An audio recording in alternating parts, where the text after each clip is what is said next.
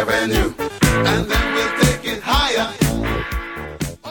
The Game Sports Show is pleased to shout out a partner, additional home, and sponsor to Northern Superior Brewing Company, located on 50 Pym Street in Sault Ste. Marie, Ontario. Northern Superior Brewing Company having a strong presence locally with many beers to offer. With much involvement in the community of Sault Ste. Marie, Northern has a sport and friendly-like atmosphere within its tap room, and during the summer months, it is a must to visit Pier 55 to enjoy some delicious food, amazing view of the water, and view of the Bush Pulling Museum right on the cusp of the Hub Trail, and of course, all of that down with a delicious brew from Northern Superior. Northern Superior Brewing Company. It's a northern thing. Booyah, and it's time for the Game Sports Show, the Twin Sault's only local, regional, and national sports show. We're here live from Sportscenter Bar and Grill, named the Sault's best sports bar 3 years in a row. You're listening to the show on thegamesportshow.com, thegamesportshow.podbean.com, or through the Scott Nason YouTube channel. It may have also been directed you through one of our social media pages, Facebook at The Game Sports Show, or through Instagram at The Game Sports Show SSM. Either way, we're very happy and thankful that you're able to join us here tonight for the Wednesday edition, April the 10th, 2019, from SportsCenter Bar and Grill. It's your host, David McCaig. I got my co-host, Justin Hykel, and another co-host, Jamie Antonello, here with me. I'm just going to bring in the guys just a few moments. Let's get through the usual introduction portion of the show here tonight. And as we mentioned on the Monday edition from The Wicked Sister with Scott Nason, Butch Davis, EJ Russell, and myself, we have a little bit of a schedule changing week, I like to call it, as we did not have a show last night from Icebreaker Sports Bar and Grill due to the coverage with the Sault Ste. Marie Greyhounds playoff series round 2 against Saginaw, which is not going the best of all ways. The Sault Ste. Marie Greyhounds right now being down 0-3 to Saginaw, but we had to reschedule that Icebreaker show. We plan to be back on cue there next week from Icebreakers on Tuesday. We are here, obviously, for the Sports Center edition. We're here earlier than usual at 7 o'clock. Tomorrow from Northern Superior Brewing Company, it will be confirmed that we will be doing a show, but we do not know for sure if it's going to be tomorrow or if we're going to be going into the weekend. Please keep an eye on our social media pages and our uploads to keep updated on that, as it will be a last-minute decision. Scheduling issues due to the Hounds also playing tomorrow night, and also yours truly having a Mayor's Cup tournament and all that going on, which is why the schedules have been altered. Now, without further ado, I'm going to bring in Justin, the guy first to my left, who's going to be jumping into the first segment a little bit, as we have a special guest here on tonight, and also Jamie, who will be spearheading the first part of the show. But firstly, I'm going to go over to you, Justin. Justin, got the Leaf hat on. NHL playoff starts tonight. Leafs don't start till tomorrow. But how are you doing, sir? Not too bad. Nice, start to the playoffs. Cool down after a couple days of national championship, and then real sports blah. They're watching some cold baseball. Now, Leaf fans have one more day, as Sportsnet's quoted, one more day to not be stressed out. Starting tomorrow, that's when Leaf fans are literally going to get gray hairs, lose a year off their lives. Something's going to happen. Toronto gets underway against Boston tomorrow. Columbus and Tampa are currently underway right now as we're here at SportsCenter. Jamie, you got a Chicago Blackhawk hat on. Chicago moved up in the draft lottery yesterday by a big margin, getting the third pick. Vancouver is where the draft is, and the last time Chicago picked third was in Vancouver. And who did they draft? Jonathan Taves. Now, Stan Bowman said he had a dream, saying that he was going to get the third pick this year. I don't know if he's just a funny character, a weird character, or if he can tell the future, because if he ever has to pick lottery numbers, just like David Amber said on Sportsnet, I want that guy to be picking my lottery numbers. Without further ado, my friend, how you doing? I'm good. Yeah, it's kind of nice to not have a horse in the race. I had about 10 years where it was just chaos every year, and we got a couple cups, so that's nice. But no, I get to loosely cheer for Vegas now and just watch and kind of enjoy every game. I'm happy about it. Vegas, Colin Miller in Las Vegas, as they have a tough first-round matchup against the San Jose Sharks. Let me tell you, the San Jose Sharks D-core is arguably the best in the National Hockey League up there. Carlson, Burns, Vlasic. They got a very impressive core, do the Sharks do, and they got some old-timers up there, a.k.a. Joel Thornton, who is very Stanley Cup hungry, let me tell you. Now, Jamie, we got Jim Monico here who's going to be our special guest here tonight, talking football and everything before we get started with the In the Pocket right now. So I'm going to pass it on over to you, and you're going to kick us off, pun intended, with the In the Pocket segment to introduce Jim, and you can get started, my friend. Thanks, Dave. Yeah, happy to have Jim on. Legend in Sault Ste. Marie, been coaching for I'm not gonna say how many years, but St. Basil's, now St. Mary's, and going into second season as the JV Sabrecats head coach. Happy to have you on, and just wanted to kind of get your initial outlook on the season. I know we start on Saturday for JV, but just quick little brief synopsis of what the feel is around you guys. Yeah, we'll have our first practice Saturday night at 7:30, so we'll get a look at what we got there. The JV process is a little bit different than the varsity process. Jamie, as a coach on the varsity team, he knows pretty much everyone he's getting, what to expect from them and all that stuff, where at the JV level, we're kind of still chasing guys around, and we're not sure who's going to show up. And once Saturday comes, we'll see who we got to chase down a little bit more and get some pieces together. But we're looking forward to the year. We had a good year last year. We lost in the conference final after finishing the season 7-1. We had a disappointing game in that conference final, but we had a really good year. But unfortunately, most of our big horses from that team are gone. We had a big offensive line and a super talented quarterback and running back, and they've moved on to Jamie's team, all those guys now, and so we got to fill in those gaps. But we have a couple studs back that we're hoping could step up. Our numbers right now are a little bit lower. Like I said, though, we still got some chasing to do, so we'll go from there. Yeah, and I say that grade 11 group for me is the most inconsistent. Grade 9 group is even more inconsistent because they've never played Sabercats. A lot of them just started playing football if they never played in the student minor for us. But talk about some of these guys that you're expecting to kind of make the leap from grade 9 to 10. There's guys that stand out and league award winners from junior, but maybe a couple guys on offense, a couple guys on defense you're looking forward to watching. Well, our biggest horse will be Michael Nicoletta. I believe he was MVP of the junior league this year. He was also the rookie of the year in for our JV Sabercats team last year.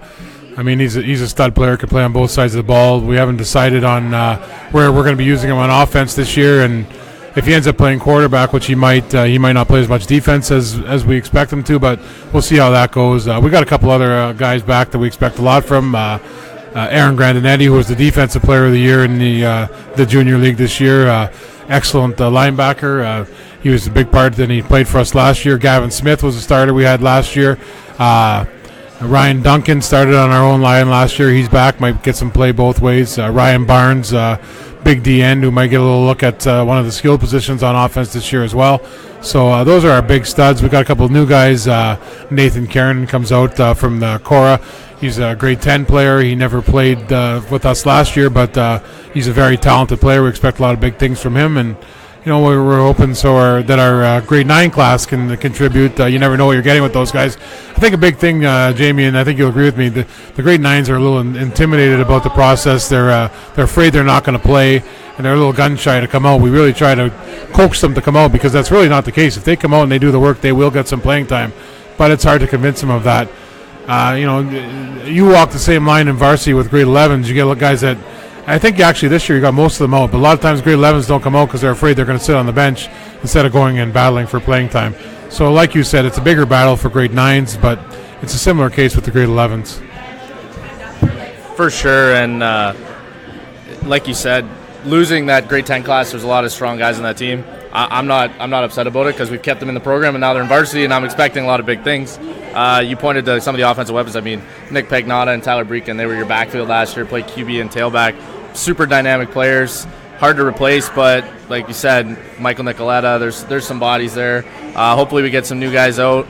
I just know personally from seeing, I've had a couple of the St. Mary's receivers come to our indoor sessions, Carmen Caputo and Danny Bambaco, and they've been impressing. They've been fitting real in with 19-year-olds and not looking out of place very much at all. So there's stuff to look forward to, but just kind of backtracking, Jim, your football experience in Sault Ste. Marie. I hadn't coached Cats before last year.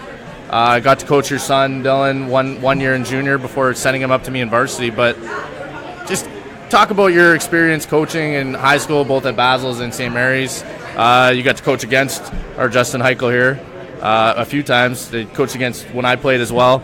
But, and, I mean, we can even talk about your dad, too, at the end there. Yeah, I guess I never really know. I think I've been coaching high school football now for 26 years in a row. I think it might even be more than that. I think I'm the longest consecutive coach. All the other guys that have been around have taken breaks. I haven't taken a break. I talk about taking a break. My son's going into grade 12 next year, and he'll probably do another year after that, so I'll probably do 2 more years in high school. I say that, but who knows? I love the game. So we go from high school, and then we got the summer. Most of my summers before last year were spent in the Sault Minor Football League. I'm the president of that league, and I've also coached in that league for probably about 20 years. Now, this past season, Steve Knott, who was the head coach of the JVs before that, he was working shift work, so he wasn't sure how much he could be there. So he kind of brought me in to be. I kind of more or less oversee the program. I don't run an offense or a defense or specialty teams. I kind of just oversee it. We brought in some young coaches that we feel could be a help to our program down the road, possibly move up to varsity. And so I really enjoyed my season last year as the JV coach. Even though my son moves up to varsity now, I decided I wanted to do it at least one more year because I really enjoyed it. We have a good staff. We really got along well. And you learn a lot as a coach, and you get to see the players. And we all coach because we love the kids, right? And it's fun to be around. And I'm not getting any younger, and they keep me a little bit younger. So I really enjoy it. And it takes up my whole life. As you alluded to, Jamie, I grew up. My dad was the first coach of the Sault Steelers. He kind of started the program. So it's been in my blood forever, and it's just what we do. And when I'm not coaching football or running a league or something like that, I'm watching it or talking about it. So, and I know you're a lot younger than me, Jamie, but I know you're the exact same. So, yeah, I can absolutely relate, and I feel really blessed that I had you and your dad, Len, to be my first coaches when I started in Sault Minor way back. And there's still things from when you guys coached me that I remember and I think about every day when I coach. And it's nice that you're coaching Cats. You came on board to the Cats family that.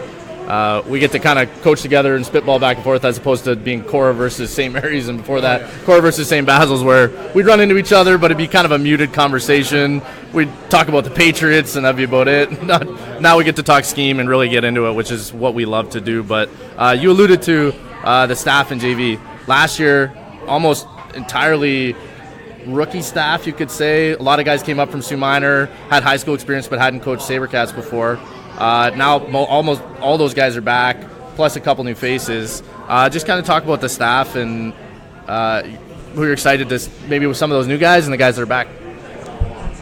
Yeah, when Steve asked me to help last year, he stayed on as the offensive coordinator. He thought he would miss some games, so I would have stepped in and called the offense when he wasn't there, but he ended up making every game, so we didn't have to get to that point. So we have Steve Knott as our offensive coordinator.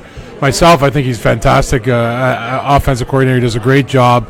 I let him do whatever he wants, and I don't even say anything to him. Once in a while, I'll say, I see this, and he's great. And he lets me, call the game and make decisions. And, if we want to go for a 3rd and 2 on our own 80, he's like, okay, let's go. So, he's awesome. Last year, I brought on Eric Bringelson as a defense coordinator. Eric was a long time Sabercat. He played a lot of years, and then he coached probably 6 or 7 years in Sault Minor football. I started coaching with him when he was about 15.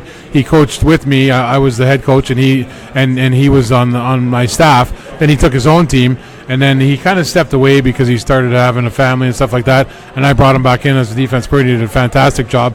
Kids love him, and the kids love the young coaches, so that's great. Another great defensive coach is Will Baswa, who helps you at Cora. He does a fantastic job. He lives and breathes football. That's all he ever wants to talk about 24 hours a day is football schemes, and that's all he ever wants to talk about. He's been awesome. We had Mike Casagrande last year. He's another guy that coached in the Sault Minor system. We had Phil Lucchetti on the offensive line, another guy from the Sault Minor football system. He's on the executive at Sault Minor football, and he was the head coach in that league for a lot of years. We had Keaton Schmidt, who's a receiver coach with us. He helps out at Cora. I don't know if I'm missing anybody off the top. Am I? Andrew Dale coached last year. I'm hoping to get him back, but Andrew is pursuing a football career with the Sault Steelers. So if they don't have a team, which is I hope they do, but if they don't, he'll come back and help us. He's awesome. So I think who else did you say? Nick Nicoletta, whose brother plays on the team. He's a great helper too. Jeremy Wheaton helps out too, and he's a long-time guy that's been around the football scene. Makes us all feel small, so he's always good to have around. Yeah, so I think that's pretty much everybody. it's a good young staff, and we really got along well, and we worked well together. And I think we provided the JV program with a good thing. It's a nice different angle to get the younger coaches like that. The varsity team is made up of younger coaches that are really experienced as players, and they're sinking their teeth in as coaches now. We have guys that we want to develop as coaches, and hopefully as those guys move on. I mean, I'm not going to coach forever, and so we need guys to step in over the years, and so that's what we try to do. Try to develop guys as coaches too, and they have a lot of say when they coach with us. So it's not an issue there. So. Yeah, and it's a great thing when guys play in the Sabrecat program, have a lot of experience, want to give back, and it's nice when guys just really live and breathe football, because you can send them with a position group and you know that they're going to be working hard. You're not worried about what's going on in that group. You, like you said, you can kind of just oversee, float around, make sure the tempo of practice is going well. And unfortunately, it's the duty of a head coach. You kind of got to deal with parents a lot. Yeah. And I know you're very experienced with that, because you brought up Sault minor football, and you were the president for 5-6 years, and took over after Ryan Lillington stepped down. But that program, the 5 or 6 years, we almost doubled enrollment and the amount of players, and it was exciting for me to see, and I know for you, that youth football was growing and growing and growing, despite concerns, and parents always have issues, but you're that face. A lot of parents know you. You know a lot of the parents. So I think coming up to JV, there was that sense of security almost at the same time. But just talk about the Sault Minor program and your experience there a little bit. Yeah, Sault Minor football is a fantastic program. I'm the president, but I got nothing but good things to say about that program, because I think it's such a breath of fresh air for parents from hockey, whereas hockey is such a competitive scene where everybody wants their kid to be the best and all that. But when you go watch a Sault Minor football game, if a kid makes a good play, no matter what team he's on, everyone's cheering. And in hockey, it's kind of so competitive that you don't really get that. And so I don't know if part of it's because all the parents don't know as much about football or not, but it's a great thing. We do have to deal with the question of concussions a lot, but we have not had a lot of concussions over the years. I think over the last 3 years we've had maybe one concussion that I could think of off the top of my head. You don't see a lot of huge hits at that, especially the younger ages. They're smaller guys. We try to match them up accordingly, and you don't see a lot of huge hits. And we train our coaches in the newest, the heads-up techniques that are taught, safe contact and all that. So that's good. As far as the continuity, me being the JV coach and still being involved in Sault Minor, it's a great help, because all the kids. I've seen, somebody will ask me about a player. I've seen that guy play for 5 years. Now, mind you, kids change and they get bigger and stuff like that, but you still have a basis on what kind of an athlete, what kind of a player this guy is, and it's awesome. And also, if I want to try to chase down a player and I say, hey, it's Jim Monico, are you interested in playing? They know me because they've talked to me over the years as the president of the league, so now they get me as a coach. So it's a great crossover. Another thing is it really helps in our business aspect. Obviously football is a business too, and Sault Minor football and Sabrecats are one organization as SAFA. So when we got guys crossing the lines and doing both sides, it really helps out our business aspect. And we got like Phil Lucchetti, who's our treasurer. I mean, having him on our staff and on treasurer of the Sault Minor Football League is invaluable, because he does all the money and everything's taken care of, and we don't have to worry about that stuff. They can worry about that, and that's what we want, because I don't want to worry about money.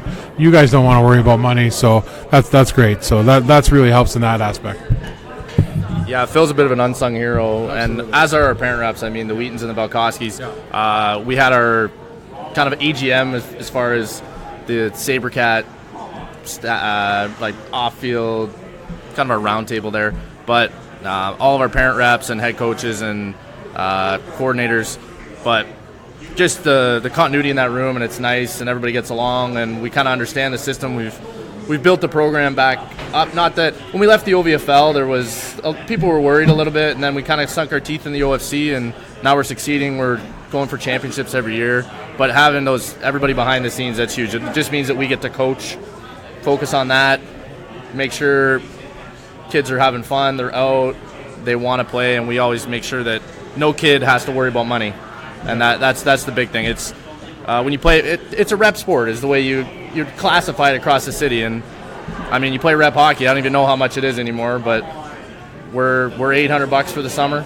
We feel like that's a pretty good gig. It covers your busing, your hotel room. But I wanted to ask you about a little bit more about high school. I'm not going to go where you think I'm going to go here, but the transition from Basels to Mary's, I know it was a little bit. It's different when schools. I mean, I left the Dunn right before the transition, went to Spear Heights, but I think now those kids, it doesn't really matter. It doesn't really affect, but how you feel maybe last season went, and just your thoughts in general there.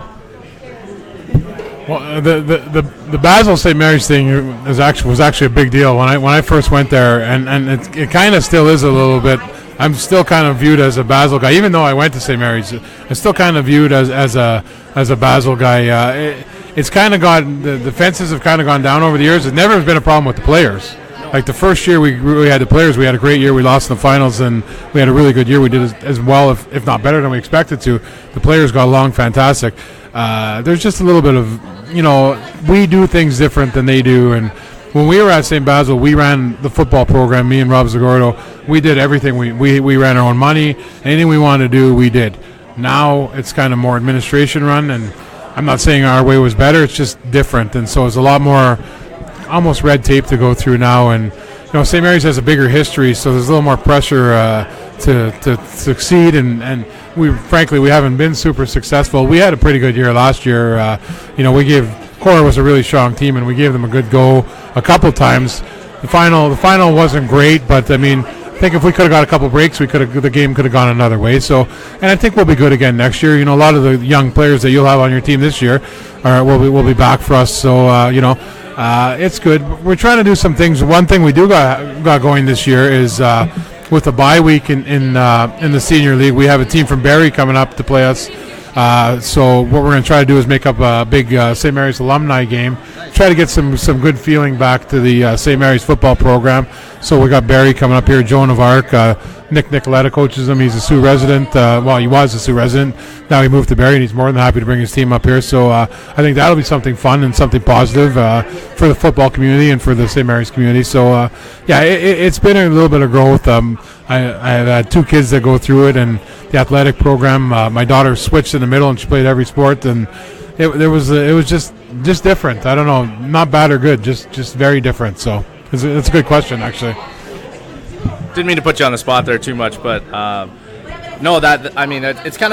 it's too bad almost that we're down to 3 high school teams, but having those bye weeks is a nice opportunity to play some out-of-town teams, kind of test your competition outside of the Sioux, because we're so isolated here. But it is definitely different, for sure, as you said. But that grade 11 class, like you said, at St. Mary's, and I mean, they're going to be huge contributors in varsity this year for Sabercats. That's a really strong class. But Dave, I know you got something. I know you got something over here. See, Jamie, like I said, you're good at spearheading, my friend. You're really in depth. I like giving you that right off the hop. Listeners probably want to hear your voice more than they want to hear mine, though, right? That's kind of the take with that. Jimmy, I've known you. Well, obviously, you and Jamie know each other through the football ranks. You and I know each other through the hockey ranks more so. Related to Brian Nanny, played with Brian on a couple teams. We've won a couple championships together. It was a midget. Then actually, we won a season championship with the Birds. We didn't win the playoffs. But, from a coaching perspective, going into this season, okay, now I'm putting on my football hat here, which I take a lot of my knowledge from the guy in front of me here, Jamie, and the guy beside me, sort of, because he's a Colts fan, Justin. The expectations this season for you. Last year, you said you had a strong season, and you lost some of the players that went up to play for Jamie, right? So now that you have those changes and you're still looking for some guys to play and all that, what is your overall expectations this season then for the team? Are you expecting still such a strong season as you had last year? Or are you expecting maybe a little bit of a revamp that might cause a little bit more patience to be required from a coaching standpoint? No, I think we still will have the horses to be competitive and compete for a championship. I definitely think that we'll have to fill some holes. We'll have to juggle stuff around. But when I think back at this time last year, we didn't have. Tyler Breeken ended up coming out to be our quarterback. He's not a quarterback. and he wasn't even on our roster at this time, our first couple practices last year. So much changes. The JV thing is so much different. So, yeah, I mean, Michael Nicoletta is probably going to be the best player in the league, if not one of them. I mean, there's not going to be a lot of guys better than him, and we're going to be able to ride him he was one of the better players in the league last year, to be honest with you. So we're going to be able to ride him hard, and we got other guys that I expect to step up, and I think we'll be fine. I think we'll be very competitive in the OFC, especially. I think more so in the JV level. There are some pretty weak teams. We lost our first game last year in Sarnia, and we played very poorly. We never should have lost them. We ended up beating them by, I think, 50 points here in the playoffs. Yeah, when they ended up coming back here. So and then we never lost another regular season game. We beat Chatham by I think 56-20. We had to go back there for the conference final, and they did what they were supposed to do. They took away what we do best. So I think that with our coaching staff and with the players we have back, I think we can definitely compete for a title. And I think you agree with that, Jamie? I definitely think so. That's our goal, to compete for a title. Absolutely.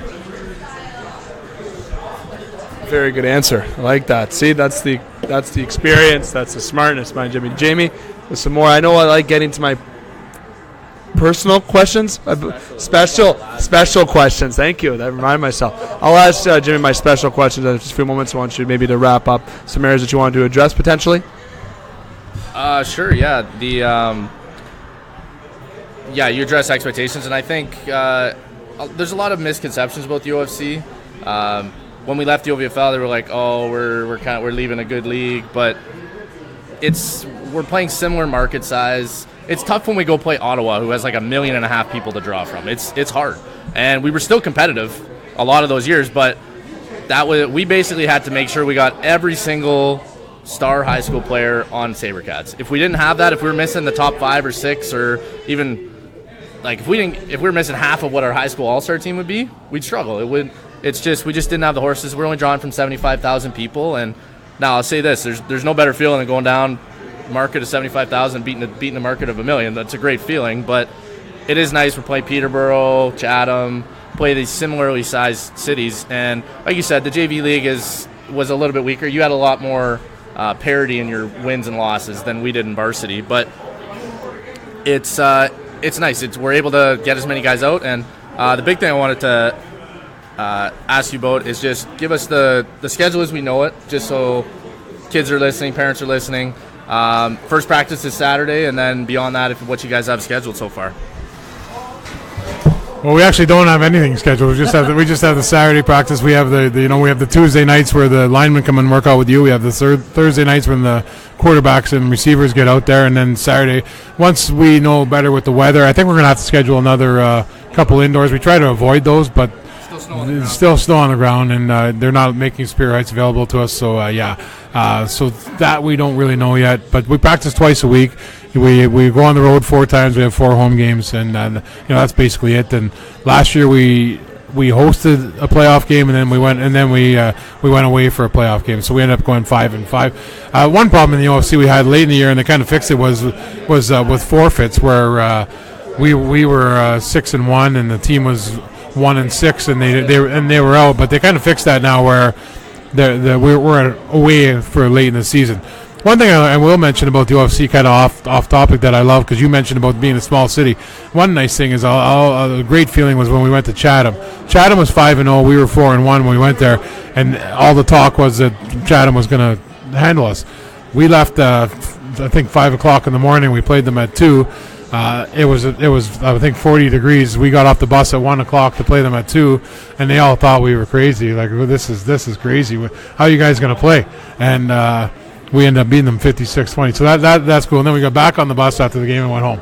So got off the bus, kicked them pretty good, and got back on the bus and went home. But and credit to them, they kicked us even better when in the semifinals, so the conference finals. So yeah, it's our schedule is still a little bit of work in progress, but we'll get going. And once we start seeing the players, like on Saturday, we'll get the communication flowing a little bit better, and we'll move on from there. We're still in the kind of the planning stage. So. Yeah, and that Chatham game was fun to watch.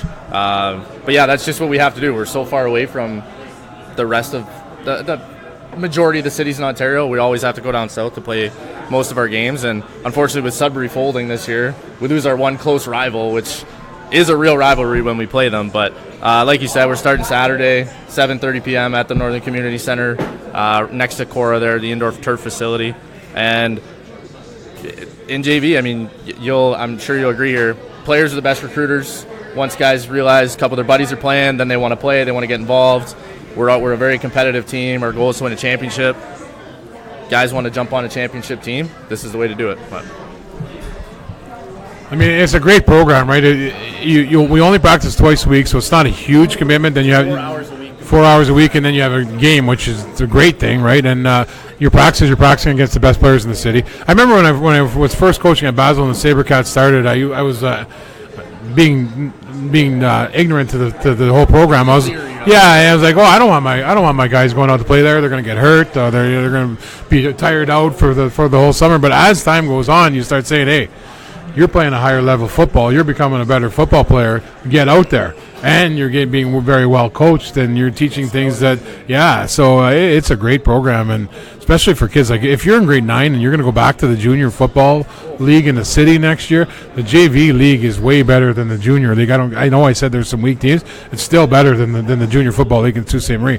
If you're in grade 10 and you're going up to play senior football in the city the next year, JV is not as good as senior football because there's more like men in the senior ball, but it's a good in-between step. It prepares you for that next level, and that's what you want to do. You want to get ready to play, and you want to get better. If you want to get better and you want to play at the next level, you got to get out there, and that's where all the best coaches are with the Sabercats. All the best. I mean, I can't say enough good about it, and it's a great experience. I coach in the program. I'm a parent in the program, and I got nothing but good to say about it. So, if you're on the fence, you're crazy because you're missing a great opportunity as a football player. Great stuff, fellas. Great information. I like that. Something that I do on the show, and Jamie had to remind me of the title of it, even though I invented the title of it. That's what happens when you have long days, I guess. But my special questions. Now, I ask players this to come on, but I'm not going to treat you any different here, Jimmy. Okay? I'm going to put you on the spot. Just 3 questions I ask, quick answers. Kind of personal, kind of not. It won't be too personal, like who was your first love or anything of such. But I'll start off with the first question is, your most proudest coaching moments that you could think of. You've been coaching for a lot of years. Obviously, your experience, I'm sure there's a lot that you can touch on, but that one moment that you can look back and say that's one thing that you will never, ever forget. That's tough because, I can give you a lot of negative moments as a coach, especially as coaching at St. Basil's. We lost, I don't even remember anymore. I think it was 7 championships in a row. Is that what it is, 7? Yeah, something ridiculous, but I remember when we had been a weak team at St. Basil for a couple of years. We had a weak stretch in there where we hadn't won for about 2 years. We hadn't won a game, and then we started out the season and we lost, and then we lost our first 2 games, and all of a sudden we kind of turned it around, and it was kind of like, whoa, what's going on here? And then we beat the Dun in the semifinals. We hadn't beaten the Dun in 4 years. We beat the Dun in the semis. It was a great game, and they were a good team, and we beat them in the semis that year after having a poor team for a few seasons. And then we were overmatched in the finals. That was in the St. Mary's heyday when they were pretty much unbeatable at that time. And but we gave them a go, and I remember that. When your program's down and you kind of turn it around, and you did a lot of work to get there, that's a nice feeling, and I think that's what kind of sticks out to me. I remember that. There's probably better things, but that's what I can think of right now. So, as always, when you've been coaching just as long as he has, there's always something that you could roll back to. Now, kind of on the spot here again, but that's the point of the special questions. The toughest player that you've had to coach against. Again, I know that's another tough one, but if you had to pick one player, trying to pick Jamie Antonello or Justin because I know you'd be lying. I know you'd be absolutely lying. If you had to pick a guy that altered your gameplay plans, everything of such, who would be that player that you can think of? Well, I can answer that because we have a little group chat going today, and they were talking about Ray Duplin, and who was a great player, but he's not going to be my answer, even though he was a great player. Because I started thinking back, and one guy I remember being an absolute dominant player at St. Mary's. I think it's right around that time too. Was Adam Ross. I don't know if you remember Adam Ross. He was a whole total animal. I mean, he everything you did, he would chase down whatever. And he was. I mean, Verdone was another one that comes to mind. He's another animal. These guys are just beasts. And Devono as a receiver, we'd put guys on, we'd double team them, we couldn't be stopped. There's been so many great football players in the Sioux over the years. It's unbelievable. Those are guys that stick out to me. Just because I was thinking along the defensive lines today, I was thinking of Adam Ross. Duplin was a great player, and he made plays all the time. And if you went anywhere near him, he made the play. It just seemed like Ross would be everywhere, and you couldn't account for him, and you couldn't block him. Maybe that's just my personal experience on him. He went on to play university football, and then he played Steelers and was a great player. And maybe that's a little bit of a strange answer for people who wouldn't expect me to say that, but he was an animal. We couldn't handle him. I'll say him for now. Now flipping the script for the third question. Favorite player you've coached? That's another one to put you on the spot. And again, you can't say Jamie or Justin because that's also false. Well, actually, I don't think you coached. You want to jump in? Okay, yeah. Well, when he coached me, I played slot back, safety, and then center. So maybe my grade 6 self definitely isn't making the list. That's actually a pretty easy question for me because I always think of this. My favorite player I ever coached, I coached him for 3 years, was Mike Tassoni. He was great to coach. He was a starting quarterback for us for 3 years. He's a funny guy. And we would have a lot of laughs, and it's still every once in a while now we'll throw some funny messages back and forth to each other. He was a good player in the Sioux, and he went on to play at York a little bit, and he just did his job really well. And I remember his last year, his last year playing, I was coaching him, and his uncle passed away during the season, and his uncle was a football guy, and we kind of had a little talk. And I remember that night he played. I think his uncle had died the night before, and he played in honor of him, and we won a big game, and he was awesome. I mean, there's so many. I coached so many. We've had some great players at Basel too. A lot of guys that are still my friends to this day. But when I think of that, that's my answer. He was such a pleasure to coach. It was great. Great answers. Okay, you answered those pretty easily, actually. Pretty good. I thought I was going to put you on the spot on a few of them, Jimmy. I did good. Now, Jamie, or even Justin, any final thoughts before we let Jimmy go here? You got anything to add, Jamie? I just want to thank you for coming on, and I'm looking forward to another summer. I'm sure you are, but we'll keep your eye on the Instagram pages. JV Sabercats are going to have updates. I know there's a lot of parents on that follow, so it's good for updates. And one final thing, quickly, that first road trip for Sabercats. I know last year was kind of your first experience, but you've been a player on traveling teams, coached on traveling teams. That's kind of that first team bonding thing, because kids are coming from all different schools, and our first roadie isn't until week 2, I think, this year. But that's a big thing. I know boys will be boys. They'll and especially grade 9s and 10s. They're just goofy, silly, ridiculous. But I know personally when I played, that was after we get that first road trip, we kind of feel like a team after. It's actually funny that you mentioned that, because this first road trip last year, the biggest thing is the bus is jammed. The bus is jam-packed. Luckily I got my own seat, but not all the coaches did, so it is jammed, and that's the biggest thing. And it's loud, and the kids are really annoying, to be honest with you. But they have their fun, and they're well behaved for the most part. If they're doing something, they'll stop if you tell them to. So that's definitely a good time, and it's a great experience for the kids, and they love it. So it's good. And so I just want to thank you guys for having me on. I know I tend to talk a lot, so we probably ran a little longer than I wanted, but thanks for having me on, guys, and all the best to you guys. I'll say right now, Jimmy, that I'm not to sugarcoat anything or try to brown nose by any means. I think you did a fantastic job. Great speaking. We love when people are able to talk and keep a conversation going. Fantastic, and we appreciate that very much, and thank you for coming on by. Listeners, if you have any questions for Jimmy, don't hesitate to comment below or reach out to the social media pages. As he said, he's social. I'm sure he'll get back to you and talk to you, just like myself will. Now, we're here at Sportscenter Bar and Grill, Dave McCaig alongside Jamie and Justin.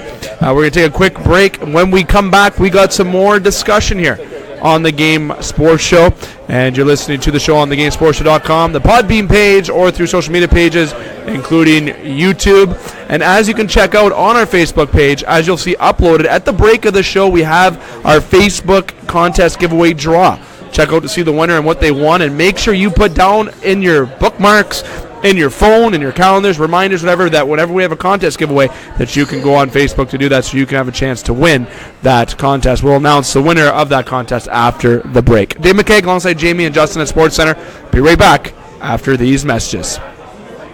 The Game Sports Show is pleased to shout out a partner, additional home, and sponsor to Northern Superior Brewing Company, located on 50 Pym Street in Sault Ste. Marie, Ontario. Northern Superior Brewing Company having a strong presence locally with many beers to offer. With much involvement in the community of Sault Ste. Marie, Northern has a sport and friendly-like atmosphere within its tap room, and during the summer months, it is a must to visit Pier 55 to enjoy some delicious food, amazing view of the water, and view of the Bush Play Museum right on the cusp of the Hub Trail, and of course, all of that down with a delicious brew from Northern Superior. Northern Superior Brewing Company. It's a northern thing. The Game Sports Show would like to thank an additional sponsor and special edition home to the game, Silver Creek Golf Course, located on 104 Bellow Lake Road, Garden River, Ontario. And also shout out thank you to Silver Creek GM Jamie Henderson. Silver Creek Golf Course has many specials to offer for 18 holes, 9 holes, and even Twilight Deal specials. It does not matter what your level of golf game is, it is a must to enjoy the scenic course, memorable experiences that Silver Golf Course offers. Silver Creek also offers a Thursday wing night for you to enjoy food after a stellar time on the course. You can book your tee time by phone or online at golfsilvercreek.com. Silver Creek Golf Course, where all are welcome to play. The Game Sports Show wants to thank its original home, partner, and sponsor since 2015, Sportscenter Bar and Grill, named the Sioux's best sports bar for 3 years in a row. Sportscenter Bar and Grill is located on 624 Wellington Street West in Sault Ste. Marie, Ontario. Make sure to come on down to Sportscenter to enjoy the great atmosphere with great cold beverages available, including those delicious Molson products. Don't forget about their famous 75-cent wing nights on Wednesdays. They're truly the best wings in town. Like and follow SportsCenter on Facebook at SportsCenter SSM. We look forward to seeing you today. SportsCenter Bar and Grill, the Sioux's best sports bar. Get Wicked Catering from the crew at the Wicked Sister. We like to think of ourselves as foodies. While our favorite foods are paired with a beer tasting at the Wicked Sister, you can now have the same creative menu for your next catered business luncheon, family get-together, wedding, or holiday party. Our white truffle risotto appeals to your gluten-free and vegetarian guests. Add sautéed shrimp or freshly grilled chicken for a pop of protein. Or let us build you a custom menu to suit your needs. From plated events of 15 to buffets for 200, the Wicked Sister will cater your event with tapas, snacks, cravables, or a full sit-down dinner. The Wicked Sister, where you'll be treated like family, whether you like it or not. The Game Sports Show would like to thank a list of additional sponsors. North Shore Sports and Auto, new location located on 647 McDonald Avenue, Sault Ste. Marie. A family-owned and operated business with doing business in Sault Ste. Marie for over 10 years. Loads of products available for your enjoyment for all seasons. North Shore Sports and Auto, we understand the importance of quality service and products, and we work hard to ensure that all customers have a positive experience before and after each and every sale. North Shore Sports and Auto, meeting all of your new and pre-owned equipment needs. Special thanks to The Salon. The Salon, located on 589 2nd Line East, Sault Ste. Marie, Ontario, owned and operated by Mike Cuglietta. Book your appointment today at 705-941-9191 or via online at https://thesalonsioux.as.me-. The Salon, making the Sioux beautiful, one haircut at a time. As well as a shout out to the Superior Pro Shop. The Superior Pro Shop, located inside the Community First Credit Union Superior Arena on 285 Northern Avenue East, Sault Ste. Marie, Ontario. Owned and operated by Jeremy Paquin and ran by Larry Monroe. Superior Pro Shop, for over 40 years, meet all of your skate sharpening, skate repair, and hockey needs. Also to Discover the Canvas. Discover the Canvas, located on 317 Wellington Street West, Sault Ste. Marie, Ontario. A beautiful, new renovated building owned and operated by expert artist and Sioux native Katrina Thibodeau. Katrina taking her talents of the ink in Sault Ste. Marie and truly creating the best and most realistic art locally. Call Katrina today at 705-450-8099 or email her at discoverthecanvas@gmail.com to book your tattoo or consultation today.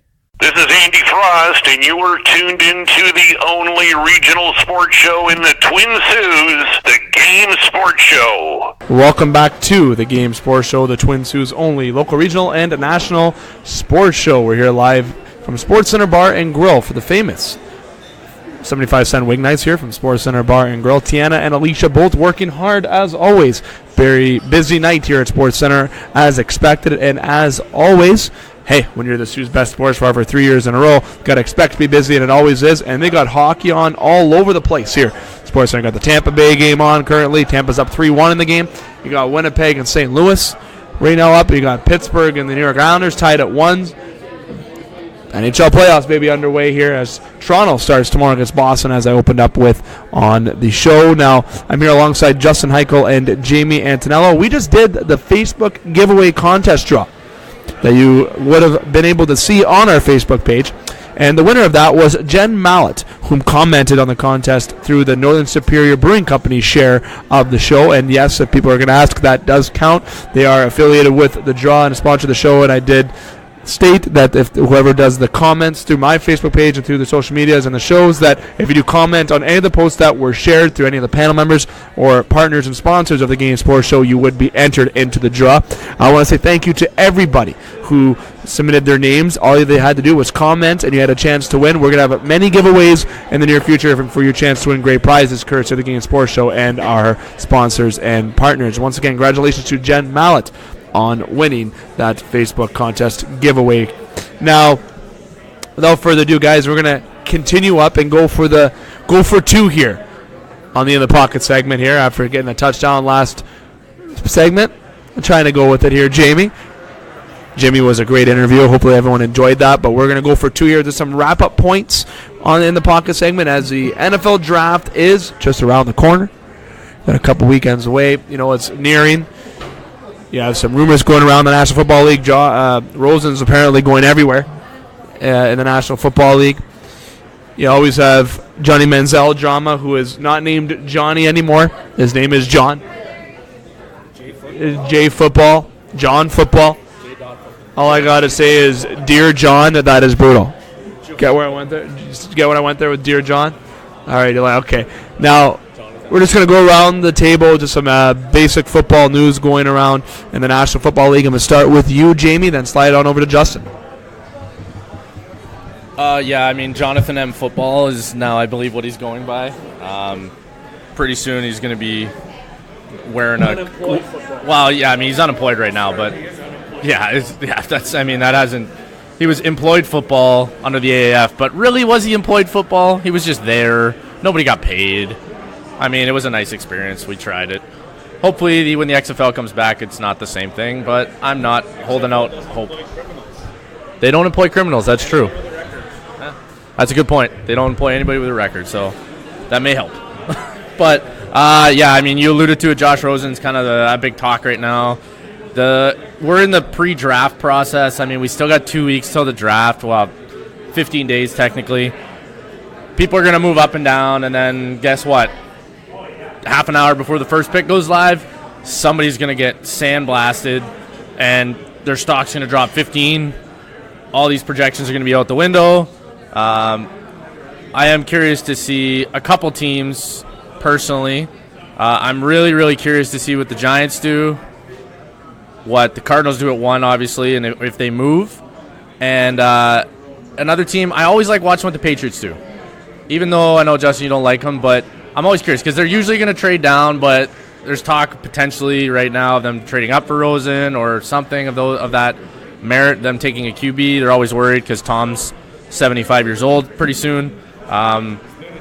He is new to Twitter. That did happen. But, yeah, I mean, it's kind of a slow time, a lot of NFL draft talk. Next week we're going to have our full preview show, hopefully. As long as Dave doesn't have a Mayor's Cup game he's got to go to, and we got to shorten the show. But, yeah, I mean, not a ton of news. It's the off-season as far as the NFL goes. But looking forward to the draft. Always watch QBs. The big changer for me in the NFL draft this year is going to be a defensive line and how high those guys actually go, because this is a huge class. I feel like we say that every second year, but that's kind of just the way it goes. Defensive linemen, you got to have like 6 guys that can perform on your roster in order to be a competitive team, including one of those studs at the very least. But I'm really curious to see what ends up happening when we actually get to the draft on April 25th. I think there's going to be a lot of trades that goes downs is a good way to put it. A lot of trades that goes down in the National Football League when it comes to the draft. And hopefully teams that make smart trades not get rid of players just for the sake of getting rid of them for basically nothing. A little bit hasty towards Antonio Brown. But Justin, some discussion for you with the National Football League offseason. You got John M. Football. You got Jonathan M. Football, sorry. Writes in cursive. You got Josh Rosen, who's rumored. You got Shepard, who's extending with the Giants. Well, they have to. And, yep, they have to. Odell Beckham is a Brown. Just your thoughts around the National Football League offseason to this current point. It's pretty dry right now. I mean, we'll start off with a moment of silence for the AAF. That's it. That's all I'm willing to do. 2 seconds that was. Well, you know what? I really enjoyed the Sky Judge. I thought that was an innovative feature that no one will ever use again. No, it sucks. I thought that was really good. Aside from that, I mean, the football was kind of rough. One of the quarterbacks did sign an NFL contract. I couldn't tell you his name because that's how much attention I paid to it. I think that, in all honesty, the CFL will probably benefit a little bit from this now. Having some football-ready guys, coming in already. As far as the NFL goes, the Patriots re-signed their kicker. That's big news. It's news. Pat McAfee announced the WWE event Friday night, the NXT event. So there's some football-related news. I don't know. Sterling Shepard re-signing today because they had to. I mean, the Giants need offensive line, but this is more so for our draft show. So we'll hold on to that. Duke Johnson wants out now. But I don't know. It's pretty slim pickings right now. There's not even any CFL news right now. It's the Jets changed their jerseys to resemble the Saskatchewan Roughriders jerseys. Oh yeah, I went and commented on it. Like, come on, it's the most uncreative, disastrous. They look like the early '90s Jets uniforms. But worse. They almost look like the. To me, those old, you remember the Eagles ones I'm talking about? You know what I'm thinking of? Have you ever seen the movie Focus with Will Smith? No, I haven't. I think I'm thinking of the right movie, and I know I'll get heckled for it if I'm wrong. But in the football scene, there was a team with a white and green team. It was a team that we was going to watch in the quote-unquote Super Bowl when he was there, and his scene with Margaret Robbie. He bets the guy, and he sold him. That's the jerseys that remind me of, and they're absolutely dust. In the words of Intercontinental Inch, whom people are asking why he's not here tonight, my fault, because I promoted him to come, then it's my fault I had to do the rescheduling because of the time constraints that we have. But getting back on topic, those jerseys are absolutely ugly. I'm not a fan of them. Very original. Oh, let's look at somewhere where maybe people won't notice. Let's look at the Rough Riders. Those are literally Saskatchewan Rough Rider jerseys, basically. Why couldn't you alter it in any sort of way? Any other way? I like your older jerseys better. Try to go new look, new feel. Yeah, okay, you got Le'Veon Bell in there now. You think everything's new look, new feel, but sorry, not a fan of the jerseys. I think they're absolutely dust, as most modern people would say in the terms of the hockey world now, and if your name is Intercontinental Inch. Yeah, I mean, speaking of Le'Veon Bell, he showed up. That's half the battle for him, I think, at this point. I mean, he got paid, but there's just something, like, when I watch Sam Darnold model the jersey, I just don't get excited. Like, I don't know if it's just him or not, but it's a little depressing, like you said, Justin. But you were telling me off air about the Browns and Colts having training camp 2 weeks before the final preseason game, which, I mean, I guess between August 10th and 25th, I won't see you. I don't know. Maybe. I mean, I think it's. I don't know. That intrigues me. I have never been interested in going to training camp before, but number one, the Colts are good. Probably top five in the AFC for the Colts this year. I'm just saying that right now. I wouldn't disagree with you. And I think the Browns are going to be very interesting. I'm not going to give them a ranking at this point because I think they could go one way or the other, and like a hard one way or the other. But I think they're going to be interesting, and with that talent, it definitely gives you some an edge up as far as practicing and player development and seeing what you got going into the season. I mean, throwing out your, I don't want to say scrap heap, but what you're trying to figure out as far as your secondary goes, and throwing them out there against, guys like OBJ and, Baker Mayfield throwing the ball, and you can only benefit from it. So that's interesting. But I don't know that I'm willing to spend 2 weeks in Cleveland. Not sure that I'm willing to do that. But interesting nonetheless. I mean, while I got the mic back, what's everyone's take on the flack Aaron Rodgers has been getting this offseason? Like that, it seems to be a little overwhelming for a guy that is pretty okay. I mean, I don't like the Packers. I'm not going to go out of my way to compliment the Packers whatsoever, but Aaron Rodgers is pretty good, and I don't understand why the world has all of a sudden turned on him. Aaron Rodgers is the Green Bay Packers, in my eyes. So, give him the flack. It is what it is. Green Bay, I feel bad that he's kind of in the situation that he is. I don't think Green Bay is... I don't want to get fans to hate us now, but I don't think they're a competitive football team going into this year. Jamie, I don't know if you want to agree or not, if that's fair to say, but Aaron Rodgers is face of one of, if not the best quarterbacks currently playing. I'm sorry to Tom Brady and Drew Brees, especially to some guys who definitely have my respect, just to name a few guys. But Aaron Rodgers defines the Packers.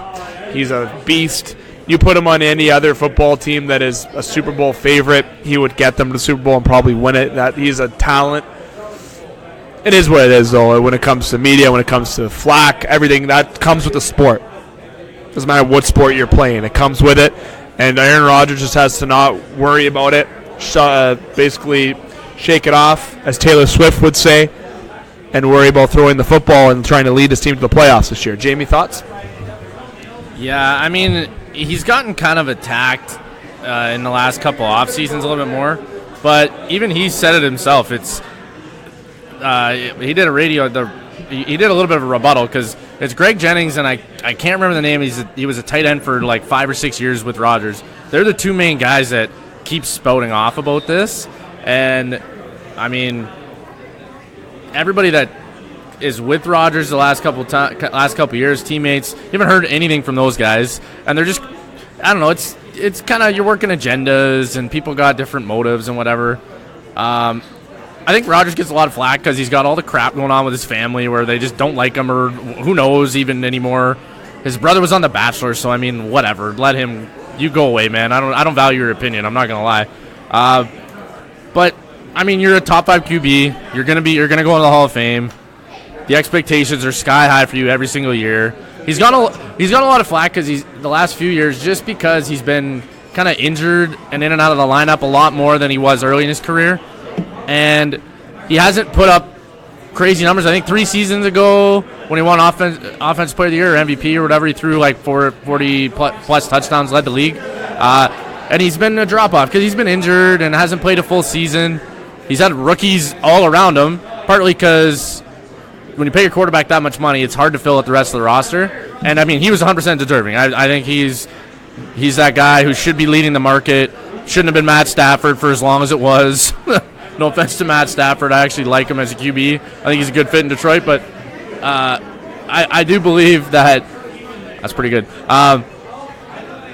It's undeserving, and this is kind of a redemption season. It's a new start, new head coach, Matt LaFleur coming in. Going to be a bit of a difference because McCarthy kind of gave Rodgers free reign at the line of scrimmage. He could change out of anything. Matt LaFleur's offense, he comes from the Kyle Shanahan, Sean McVay world, where he's going to talk in your ear for a while. And, I mean, he's going to be a little different than like what Matt Ryan did. And why can't I remember the QB for the Rams right now? Jared Goff. Thank you. He's beyond those guys, I think, at this point. But it's undeserved.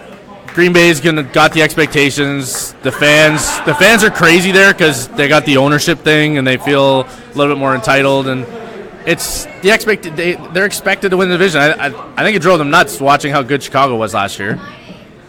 But new OC, new head coach, same QB. Hopefully he can be healthy. I think his personal life has settled down now a little bit. Him and Danica kind of in a flow here, and rookie receivers back another year. I think he'll be all right. Maybe Jordy Nelson will come out of retirement just to play with him again. Good stuff, fellas. We're in the pocket. The NFL draft. We will have our draft preview show. Easy for me to say. In the coming week or so, make sure you keep an eye on that. We'll do a good preview. Jamie will spearhead that. Hopefully Primo could be in attendance as well, along with Dustin with us. We'll have the big panel for that preview show potentially. Make sure you keep an eye on our ticker for the potential mock draft that we think players are going to go. Potential where players are going to go, in our mock draft, in our draft preview show. Moving on, fellas. From in the pocket, we went for 2 and we were successful, I think. I don't know why I make these analogies up on the spot while we're recording. People even think I'm a fucking fool, or people think I'm smart. And if you think I'm smart, I feel pretty bad for you. But nonetheless, we're moving on. Moving on in terms of basketball right now. March Madness. We're going to talk about March Madness and a little bit of NBA to wrap up tonight's show, as we do have just under 10 minutes left here, fellas. We're trying to fit it all in. As yours truly, yes, let's go play a Mayor's Cup game. You had Virginia. First seed Virginia win the national championship against Texas Tech 85-77. And that was in overtime. They needed some extra time to win that. Texas Tech, good run to get there. Virginia, being a first seed, everyone looks at them and they're like, okay, it's a first seed. Why is anyone, surprised anyway? Hey, UNC wasn't there and Duke wasn't there. That's 2 reasons why. Texas Tech had a good tournament. They're defensively sound, I felt, and they were evenly matched against Virginia this entire game. Virginia won this game just to get in that extra possession, that extra play, just that inches, a game of inches, just like hockey is. All the sports, that's a 1 second split changes the basketball game, and that's what happened in this game.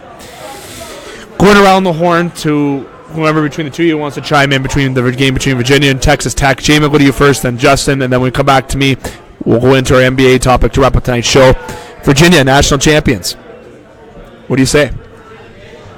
Yeah, I mean, Virginia was on a redemption run all season after getting bounced by UMBC. First 1 seed to ever lose in the NCAA tournament to the 16th seed UMBC Chesapeake Bay Receivers. I'm always going to bring that up. But, no, I mean, once they started rolling, it was Duke, North Carolina, Virginia were always the 1 seeds. They've been set for a while now. As long as they got out of their respective tournaments with good showings, you knew that they were going to be the teams. Texas Tech, yeah, one of the best defensive teams in the country. They put on a decent offensive showing. And then once you got to overtime, you just saw, Virginia clicked. They made some big shots. They pulled away. And once you get that 5-point, 6-point, 7-point lead, you're done at that point. There's not very much time left. You got to keep it under 2 possessions in order to kind of foul consistently and have a chance. And then you got to make threes, and that's Texas Tech just didn't. Congrats to Virginia. They had a great tournament. I feel bad for Pat Mahomes. I mean, he was hyped after the Final Four win. Yeah. Oh, he was fired up, man. No, I mean, good tournament as always. I almost wish it was kind of a buzzer beater finish. Going overtime was good enough, but then it was almost kind of a letdown when it was an 8-point win in overtime. But, I mean, you can't get a buzzer beater finish a la Florida back in the mid-2000s, that crazy buzzer beater finish to win the national championship. But you're not going to get that every year. We had some great games. Duke had good runs. Good tournament overall. Justin, any thoughts on your end, my friend? I was happy Michigan State made it as far as they did, but, I mean, obviously they were a really good team. That game against Duke was something else, though. Best game of the tournament almost. But Texas looked good from the start of the tournament. That team, there was something about them. You watch the games, and I don't know. It was an enjoyable tournament to watch this year, that's for sure. It's nice when the favorite kind of fizzles out a little early, and you can enjoy the basketball. You're not looking for the favorite to win, because deep down you wanted to see RJ, and kind of you knew that they were going to declare for the draft, so this was their shot to bring home an NCAA championship. But either or, it was a good tournament, hell of a March Madness again, and see you again next year. Definitely an enjoyable tournament for sure. Being a Duke fan, I don't say it was a disappointment, but one thing I do want to see change is potentially the one-and-done deal. I think that's something that maybe should be looked at and said, okay, give them another year. But you can't stop someone from wanting to go pro or that.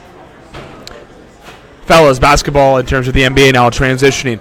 Bucks clinched the Eastern Conference. As everyone figured that was going to happen, the Raptors 2.5 back still. Right now, the playoffs started today, which I like. The Bucks would have to play the Pistons.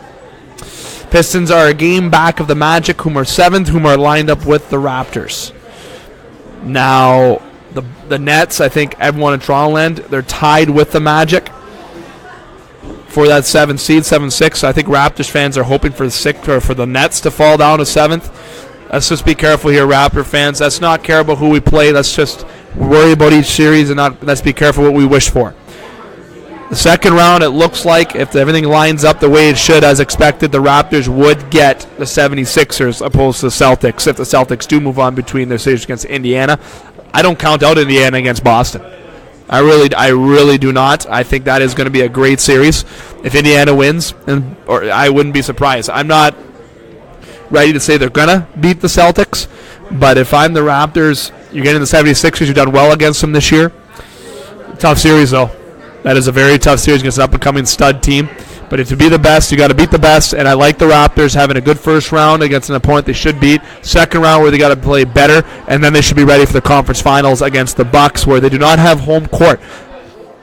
But the Raptors this year did not. There's games they didn't play Kawhi, games that they should have won that they didn't. They've had to battle some injuries between Kyle having back injuries. You know, everything's getting adjusted with Gasol being there still and everything of such. The Raptors right now are getting ready for that playoff hunt, and they have the team that can do it. I want to go around the table right now about the Raptors and NBA playoffs just in general. Right now, like I said, you got the Bucks lined up against the Pistons, Raptors against the Magic, Nets against the Sixers, Celtics and Pacers would be an Eastern if everything ended correctly the way it should. The Warriors got the Clippers, Spurs got the Nuggets, Rockets got the Thunder, Jazz got the Trailblazers.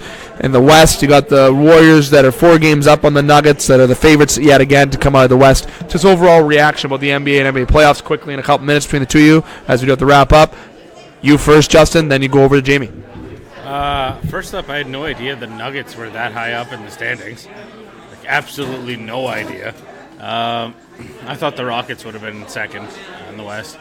But as far as the Raptors go, I think I'm happy they're not playing the Pistons right off the hop. I think Milwaukee taking the Pistons. The Pistons are the only team in the East that really bothered me. The Raptors had a really hard time against Dwayne Casey earlier. Yeah, like he's in their heads, and I get that. I don't. That's I'm kind of with the Pistons and Dwayne Casey on that bandwagon, to be completely honest. In his last interview, where he said, it's just the same guy there teaching the same offense with the same players. You feel for him a little bit, a little salty about that one. Only coach of the year, I think, in anywhere to get fired in the same year. But no, it's I think, I don't know. I mean, the East may be more competitive than we're expecting it to be, but I think the Bucks are going to roll the Pistons. I think the Raptors will be okay for at least the first and second round. We'll see where things shake out. As far as the West go, I think the Warriors are probably going to be the unanimous favorite.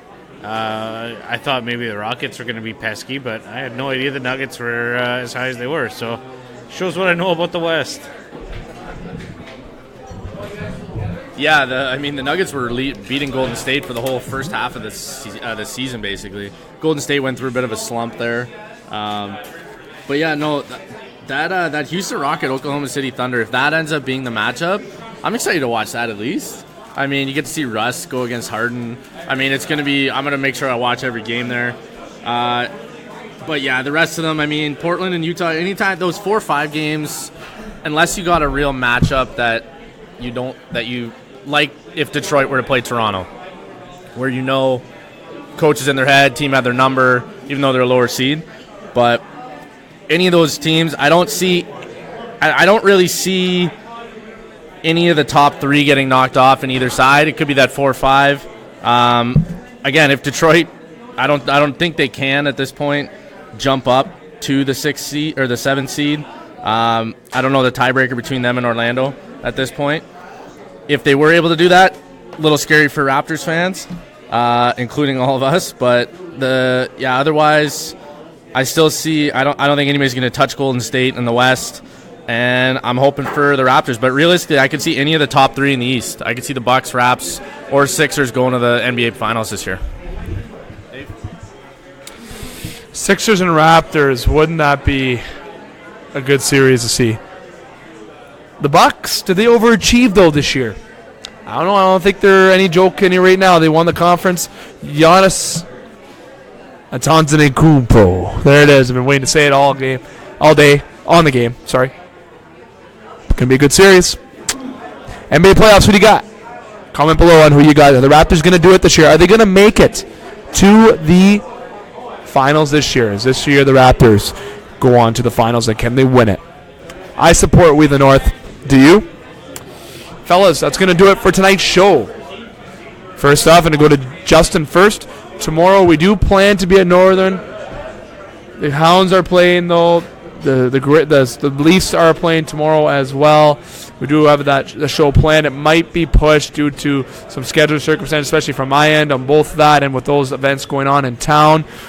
So we will upload and update everybody with the show when it is uploaded and through our social media pages if the show is going to be occurring or not. But please don't be surprised if we are not at Northern at 7 p.m. tomorrow, as it is to be determined. It may be moved until the weekend. If not, it may be pushed to next week. We'll have to do a full recap on everything, or we might have to have a bonus edition somehow scheduled in there. We appreciate the listeners for everything, for being a part of tonight's show, and also for their patience for this week and previously a couple weeks ago with a lot of scheduling adjustments. And congratulations again to Jen Mallett winning the Facebook giveaway contest. Justin, over to you. Potentially see you tomorrow. If not, thanks for being here tonight, my friend. Yeah, it was a good time as always tonight, and we'll touch base tomorrow, see what's going on. Jamie, thanks as always. Next week. Yes, sir. More Sabercat talk next week. I'm excited about it. We'll get the NFL draft preview. Again, thanks to Jimmy Monico for coming on, our JV head coach. But, yeah, more football talk next week, a little bit more focus. We're going to talk about first round of NBA action getting started. Looking forward to it. Thank you again, fellas, again to Jim as well and the listeners. And I want to say thank you to the beautiful waitress is tonight, Tiana and Alicia. Easy. Justin didn't throw a right at my job, so I must be okay. He must like me. Okay, good. He still didn't throw a right hook. Not a threat. Okay, that's exactly what it means.